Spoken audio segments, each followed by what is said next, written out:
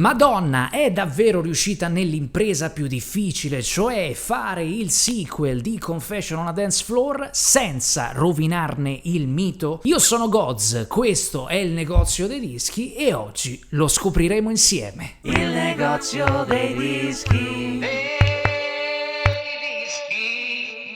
Scegliete il vestito più iconico che avete, ma anche quello più comodo, perché Madonna è tornata per riportarci in pista nei club a ballare. Confession 2 lo potremmo definire davvero il secondo capitolo di Confessions on a Dance Floor, ricorderete pubblicato nel 2005, uno dei più grandi album di Madonna, considerando soprattutto che i lavori più recenti dell'artista non hanno poi riscosso la stessa fortuna.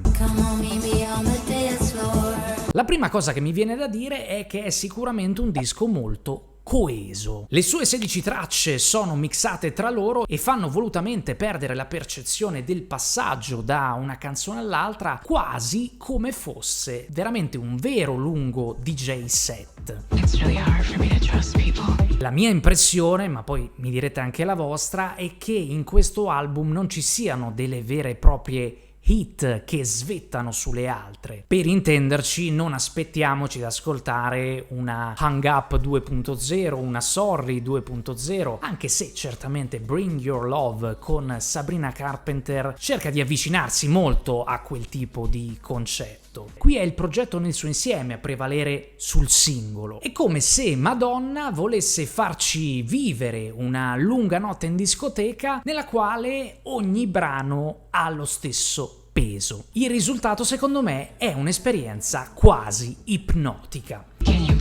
E questa sensazione era già stata anticipata, secondo me, qualche settimana fa su YouTube con il film Confession 2, una clip cinematografica continua di 13 minuti con l'anteprima di 6 canzoni che trasudavano già immaginazione, libertà e senso di unione. Nel complesso il disco è dominato dalla house, dicevamo, con influenze chiaramente ispirate ai primi anni 2000, ma rielaborate sicuramente in una chiave moderna.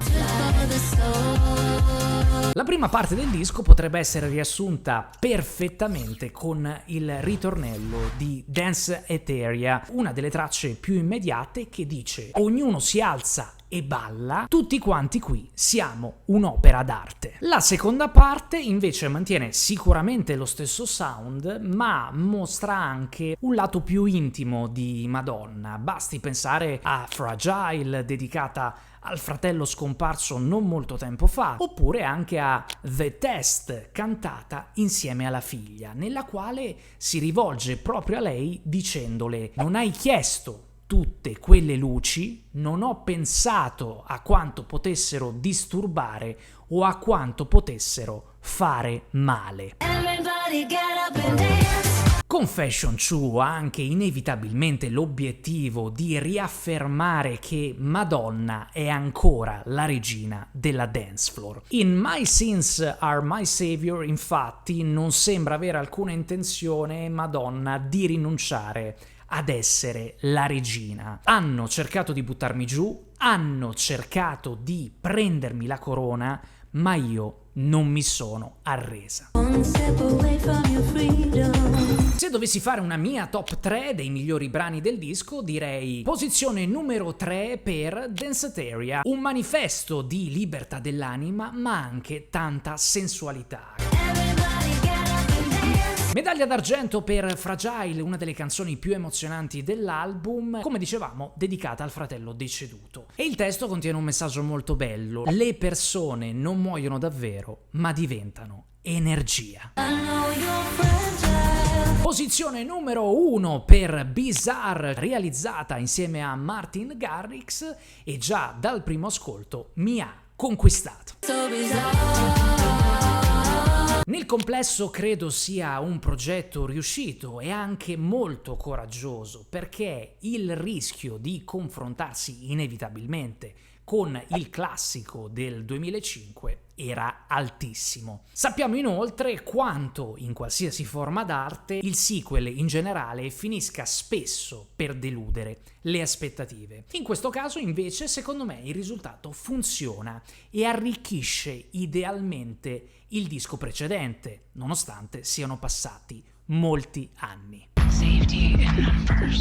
Certo, ci sono anche forse due aspetti che non mi convincono tantissimo. Il primo riguarda la durata, 16 canzoni per quasi 64 minuti d'ascolto. Per un progetto con tracce così simili tra loro, forse si sarebbe potuto asciugare leggermente, non tanto, ma leggermente. Il secondo aspetto invece riguarda alcuni passaggi testuali. Madonna oggi, sapete, ha 67 anni e non più 46 come ai tempi di Confessions on a Dance Floor. Questo che cosa vuol dire? Che secondo me, per quanto un artista voglia mantenere un'immagine, come dire, immortale di sé, credo che alcune frasi possano entrare un po' in contrasto con l'anagrafe. Traduco, in I Feel So Free a un certo momento canta "dammi dello champagne così posso scatenarmi questa sera". Oppure di nuovo il Love Sensation con "baby, vieni e stai con me". Ecco, alcuni passaggi secondo me possono